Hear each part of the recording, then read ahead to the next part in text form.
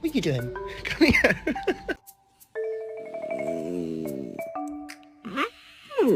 What? What do you want? Of tests. When you go back to the manufacturer and say, what?